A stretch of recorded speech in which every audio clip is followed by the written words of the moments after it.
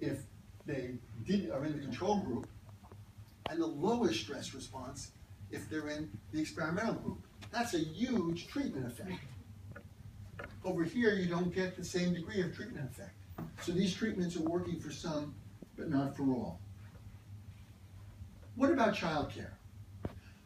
The previous presentation made the argument that quality of care matters some.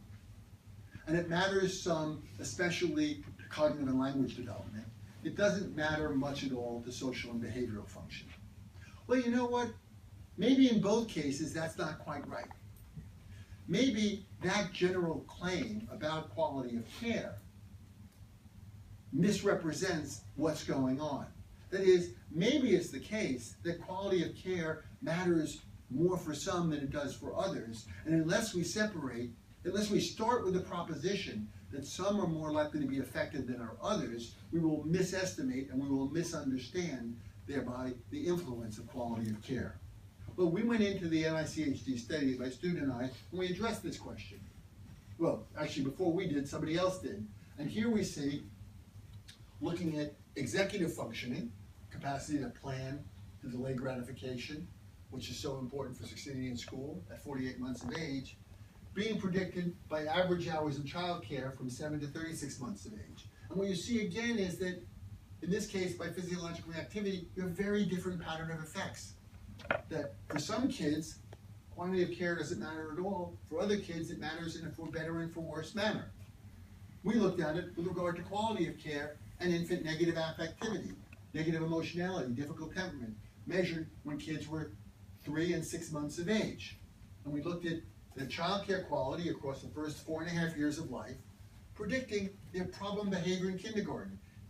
If we don't distinguish the high and low negative emotional kids, like I showed you earlier in the day, quality of care has no effect on externalizing behavior problems. That is, that's the average that's the average effect. It's not there.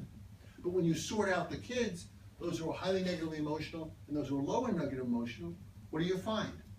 You find that for those kids who are not very negatively emotional, quality of care, whether it's high or low, has no bearing on their problem behavior.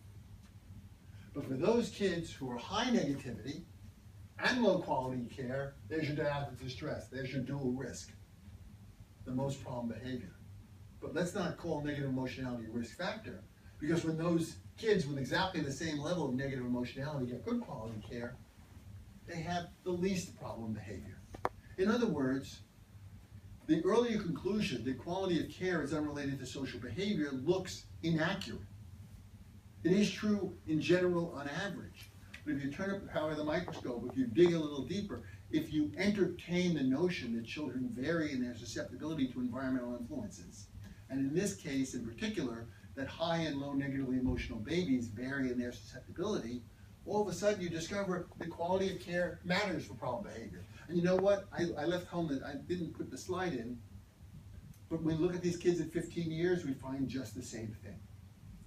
That the kids who are benefiting from good quality care are the highly negatively emotional infants, and that's detectable as late as 15 years of life. So again, one of the basic notions here is that quality of care, or any feature that we're interested in about environmental influences, is going to be misestimated and misunderstood if we start with the presumption which we begin with, which is more or less all kids are equally susceptible to environmental effects. Apparently, that's not true, and experimental evidence is revealing it.